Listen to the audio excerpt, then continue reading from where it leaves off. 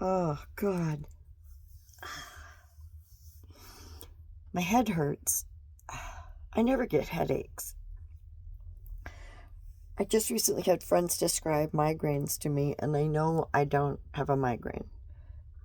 But I so rarely get headaches that I'll tell you what, this is just feeling weird. So it got me to wondering about a change in elevation. Now, I know as a long time park ranger working at high elevation that people coming from low elevation to high elevation suffer from altitude sickness. So it's got to do with your blood, less oxygen, you need more water.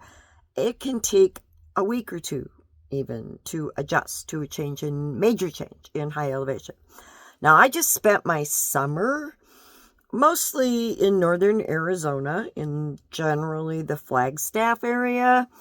And I really didn't have any problem. I worked my way up in the spring kind of slowly from, 3,000 feet. I went up to 6,000 feet. I did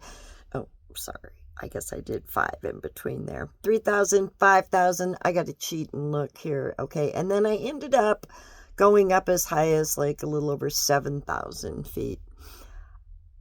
I went slowly. I didn't have any problem. That was good. It worked. If you move slowly up in elevation, then you typically don't suffer from elevation sickness. Ideally, you would go up 1,000 feet and sleep overnight, and then up another 1,000 feet and do the same thing all the way, But if you're making a big jump, that's usually pretty hard to do.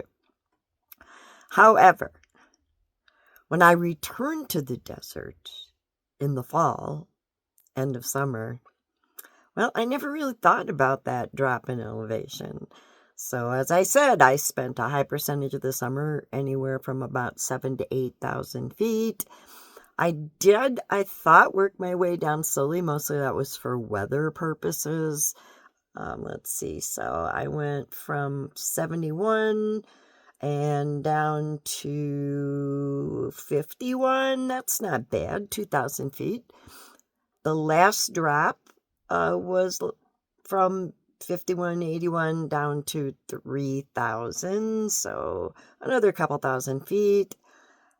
But if I had made the big jump all the way from northern Arizona down to southern Arizona, especially around Quartzsite, where a lot of us folks who are following the weather, Quartzsite is under 1,000 feet in elevation, 879 feet. So if you went from Flagstaff or Belmont area of northern Arizona, that's like 7,000, 71,000.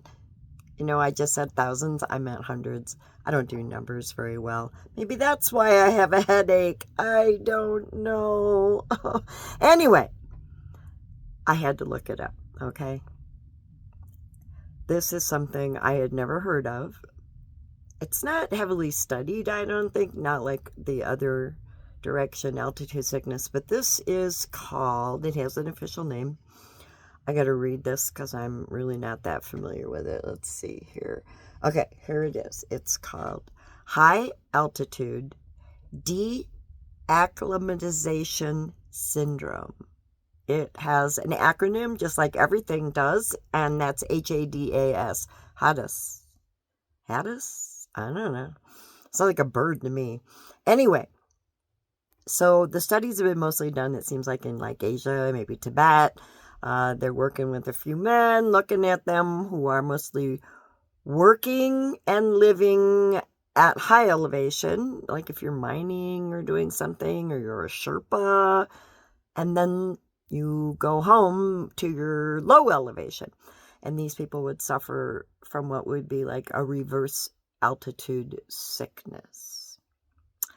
Okay, there are so many symptoms that it's not even funny. And a headache is one of them.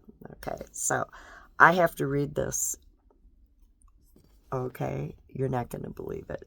Here is the list of symptoms: fatigue, sleepiness, insomnia, unresponsiveness, memory loss, fidgetiness. I didn't even know that was a word, but I've been feeling kind of fidgety lately. Headache, there we go.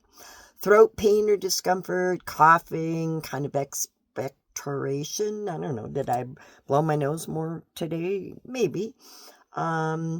Chest tightness, don't think so. Flustering, yeah, maybe a little, or I'm just procrastinating doing anything else. Let's see. Increased appetite or loss of appetite. Well, I'm hungry, but I don't feel like doing anything about it. I did have a good breakfast, though. Constipation or diarrhea. I don't know which would be worse. Abdominal distention. Well, no more than usual. Let's see. No pain. Abdominal. I didn't get nauseous or vomit. Here's a good one. Some abnormal psychological parameters of the cardiovascular, hematological, and respiratory systems. I can't even believe I actually could say those things. Anyway, what I'm thinking is all that research I did is yes, reverse altitude sickness is real. It's a thing. And if you're doing a lot of traveling, you should probably know that. You should be ready for it. What's the answer? Time. Get some rest. Anyway, it was really fun to learn that now I can add a new acronym to my growing list, and that would be HADAS. I have HADAS today, so I'm going to take the rest of the day off, okay? Thanks for listening.